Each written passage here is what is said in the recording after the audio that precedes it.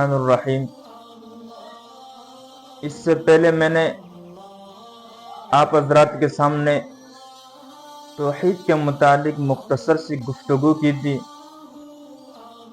اس video کے اندر میں نے توحید کی اہمیت کو بیان کیا تھا اور یہ بھی بیان کیا تھا کہ توحید اسلام کے بنیادوں میں سے ایک بنیاد ہے۔ ہر شخص کو اسلام کے بنیادی عقیدوں کا پتہ ہونا چاہیے، اس وجہ سے کہ پرفتن دور ہے۔ ملحدین لوگوں کی یہی کوشش ہے کہ کسی طرح ہم مسلمانوں کو گمراہ کرے اور ان کو ان کے عقائد سے دور کر دے۔ اس کے اندر میں نے کچھ عرصہ پہلے جاوید اختر ملحد اور مفتی شمائل ندوی کے درمیان جو مناظرہ ہوا تھا اس کا بھی حوالہ میں نے دیا تھا کہ جاوید اختر ملحد کہ اگر جن کے آباء و اجداد کو دیکھا جائے تو ان کے آباء و اجداد میں بڑے علم والے لوگ تھے۔ جاوید ملحد کے پردادا علامہ عبدالحق خیر آبادی رحمت اللہ علیہ بہت بڑے عالم دین تھے اور کئی کتابوں کے مصنف رہ چکے تھے، لیکن اس کے باوجود علامہ خیر آبادی رحمت اللہ علیہ کے نسل میں جاوید اختر آیا اور وہ ملحد بن گیا۔ وجہ یہی تھی کہ وہ اپنے اہل سنت والجماعت کے عقائد سے ہٹ گیا اور جن اساتذہ نے اس کو پڑھایا تو انہوں نے اس کا غلط نظریہ بنایا، جس کی وجہ سے وہ رائے حق سے ہٹ کر نعوذ باللہ اللہ کا انکار کرنے والے بن گئے اور کئی چیزوں کا انکار کرنے والے بن گئے۔ تو اس ویڈیو کے اندر میں نے یہ بتایا تھا کہ ہم میں سے ہر ایک شخص کو چاہیے کہ اسلام کے جو بنیادی عقائد ہے، اہل سنت والجماعت کے جو بنیادی عقائد ہے، ان عقائد کو ہم خود بھی پڑھیں اور ہم اپنے آنے والی نسل کو بھی پڑھائیں، کیونکہ عقائد کا جاننا بہت ضروری ہے۔ لطیف آباد نمبر 9 دارالعلوم مزارالعلوم کے استاد الحدیث اور ہمارے استاد محترم حضرت مولانا مفتی اصغر صاحب دامت برکاتہم العالیہ فرمایا کرتے تھے کہ میرے عزیزو، آج کل اسکولوں میں، یونیورسٹیوں میں اور کالجوں میں جو پروفیسر بچوں کو پڑھاتے ہیں، جو پروفیسر اسٹوڈنٹ کو پڑھاتے ہیں، بظاہر تو وہ مسلمان نظر آ رہے ہوتے ہیں، لیکن جب وہ آپ کے سامنے گفتگو شروع کر دے تو ان کی زبان سے الفاظ نہیں بلکہ زہر اگل رہے ہوتے ہیں۔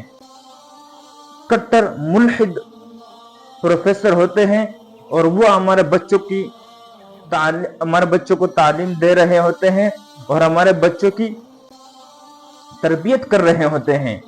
اب یہی بچے جب ان اساتذہ سے، ان ٹیچروں سے یہ عقائد وغیرہ سنیں گے تو لازمی بات ہے کہ جب ان کو غلط عقائد سکھایا جائے گا تو یہ دوسرے راہ کی طرف چلے جائیں گے۔ اس وجہ سے عقائد کو سمجھنا اور اپنے دماغ میں بٹھانا اور اپنے آئندہ آنے والی نسل کو بتانا نہایت ضروری ہے۔ اسی وجہ سے الحمدللہ ہم نے یہ سلسلہ شروع کیا ہے کہ آج کے بعد ہم ایک عقیدہ بیان کریں گے اور ساتھ میں کوشش یہ ہوگی کہ ہر عقیدے کے ساتھ اس کی دلیل قرآن مجید کی ایک آیت ہوگی اور ایک حدیث سے مبارک وہ بھی ساتھ میں دلیل میں پیش کریں گے۔ تو سب سے پہلے ہم عقائد کو بیان کریں گے، توحید کے متعلق عقائد، یعنی اللہ رب العزت کے متعلق عقائد کو شروع کریں گے۔ عقیدہ نمبر 1، کوئی بھی چیز خود بخود وجود میں نہیں آتی بلکہ وہ کسی بنانے والے کی محتاج ہوتی ہے۔ اس لیے اس بات پر ایمان لانا ضروری ہے کہ یہ کائنات بھی خود بخود وجود میں نہیں آئی بلکہ اس کو بنانے والی بھی کوئی ذات موجود ہے اور وہ اللہ تعالیٰ کی ذات ہے۔ اس عقیدے کی دلیل قرآن مجید کی آیت سورۃ الطور آیت نمبر 35 اور 36 میں اللہ رب العزت ارشاد فرماتے ہیں، ام خلقوا من غیر شیء ام هم الخالقون ام خلقوا السماوات والارض بل لا یوقنون۔ اس آیت کا ترجمہ یہ ہے کہ کیا یہ لوگ بغیر کسی چیز کے خود ہی پیدا ہو گئے ہیں یا یہ خود پیدا کرنے والے ہیں یا انہوں نے آسمانوں اور زمین کو پیدا کیا ہے بلکہ یہ یقین نہیں رکھتے۔ یہ آیت نہایت واضح انداز میں بتاتی ہے کہ کوئی چیز خود بخود وجود میں نہیں آ سکتی، نہ انسان خود اپنا خالق ہے، لہذا ضرور کوئی خالق یعنی اللہ موجود ہے۔ اس پہلے عقیدے کی دلیل حدیث مبارک صحیح بخاری شریف میں حدیث ہے، کان اللہ ولم یکن شیء غیرہ۔ اس حدیث کا ترجمہ یہ ہے کہ اللہ تھا اور اس کے سوا کچھ بھی نہیں تھا۔ اس حدیث سے بھی واضح ہوتا ہے کہ سب سے پہلے اللہ کی ذات موجود تھی، باقی ساری کائنات بعد میں پیدا کی گئی۔ عقیدہ نمبر 2، اللہ تعالیٰ کے متعلق عقیدہ نمبر 2، اللہ تعالیٰ اپنی ذات و صفات اور اسماء میں یکتا ہے، کسی کا باپ ہے نہ بیٹا، کائنات کا ہر ذرہ اس کا محتاج ہے، وہ کسی کا محتاج نہیں، کل جہاں کا خالق و مالک ہے۔ دوسرے عقیدے کی دلیل قرآن مجید کی آیت سورۃ الاخلاص میں اللہ جل شانہ ارشاد فرماتے ہیں، قل هو اللہ احد اللہ الصمد لم یلد ولم یولد ولم یکن لہ کفوا احد۔ اس سورت کا ترجمہ یہ ہے کہ آپ کہہ دیجئے وہ اللہ ایک ہے، اللہ بے نیاز ہے، نہ اس کی کوئی اولاد ہے اور نہ وہ کسی کی اولاد ہے اور کوئی اس کا ہمسر نہیں۔ اس آیت میں صاف بیان ہے کہ اللہ ایک ہے، وہ کسی کا محتاج نہیں، نہ باپ ہے اور نہ بیٹا اور اس جیسا کوئی بھی نہیں ہے۔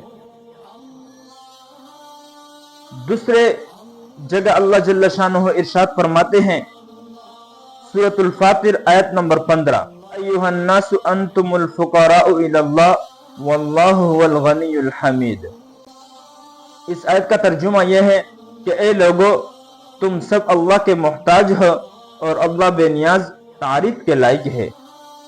اس آیت سے ثابت ہوا کہ ساری مخلوق محتاج ہے اور اللہ کسی کا محتاج نہیں۔ دوسرے عقیدے کی دلیل میں بھی 2 احادیث پیش کر رہا ہوں۔ پہلی حدیث صحیح مسلم میں ہے، یا عبادی کلکم ضال الا من ہدیتہ۔ اس حدیث کا ترجمہ یہ ہے کہ اے میرے بندو، تم سب گمراہ ہو مگر جسے میں ہدایت دوں۔ اس سے بھی صاف ظاہر ہوتا ہے کہ ہر چیز اللہ کی محتاج ہے۔ دوسری حدیث صحیح بخاری شریف میں ہے، حضرت عبداللہ رضی اللہ عنہ نے حضور اکرم صلی اللہ علیہ وسلم سے پوچھا، یا رسول اللہ ای الذنب اعظم؟ قال ان تجعل للہ ندا وہو خلقک۔ اس حدیث کا ترجمہ یہ ہے کہ حضرت عبداللہ رضی اللہ عنہ نے حضور صلی اللہ علیہ وسلم سے پوچھا کہ یا رسول اللہ، سب سے بڑا گناہ کون سا ہے؟ تو حضور صلی اللہ علیہ وسلم نے ارشاد فرمایا کہ تم اللہ کے ساتھ کسی کو شریک ٹھہراؤ حالانکہ اسی نے تمہیں پیدا کیا۔ اس حدیث سے بھی واضح ہوا کہ اللہ خالق ہے، اس کے ساتھ کسی کو شریک کرنا سب سے بڑا جرم ہے۔ تو اس کے ساتھ ساتھ آپ حضرات سے گزارش یہ ہے کہ ہمارے چینل کو سبسکرائب اور لائک کریں اللہ تعالیٰ ہم سب کو عمل کرنے کی توفیق عطا فرمائے۔ وآخر دعوانا الحمدللہ رب العالمین۔